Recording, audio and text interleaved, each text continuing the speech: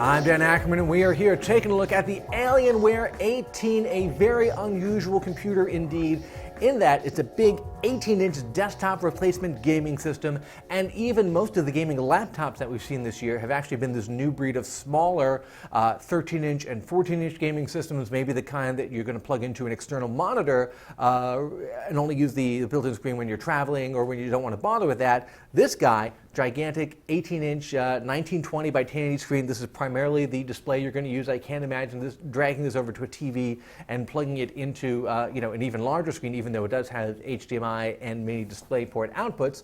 Pretty much everything you need is built into here. It's going to take up your entire desk. The thing is gigantic, and it weighs more than 12 pounds, just like this. If you add in the gigantic AC adapter, then it's more than 15 pounds. Now, Alienware did sort of stack the deck a little bit when they sent us this configuration. It's super high-end. It's got a top-of-the-line Intel Core i7. It has got a 512 gig SSD and a regular hard drive on top of that. It's got two NVIDIA GeForce 780 graphics cards, and it's got a whopping 32 gigabytes of RAM. I don't think I've ever actually gotten that in a laptop to review before. You put all that together, it's more than $4,000 for this particular very, very, very high-end configuration, although the base model starts at about $2,100. But at that level, you're not really buying a super gaming machine, which I think is really what you want from this guy.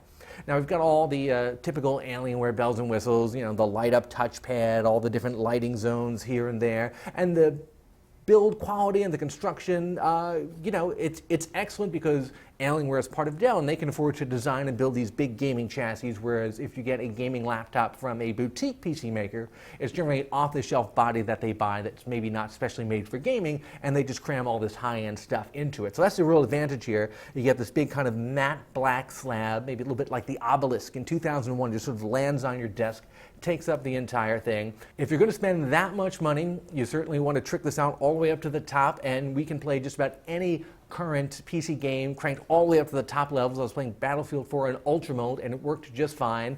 But keep in mind, this is not something that's even remotely portable. It fits the definition of laptop only in the broadest sense of the word. I'm Dan Ackerman, and that is the Alienware 18.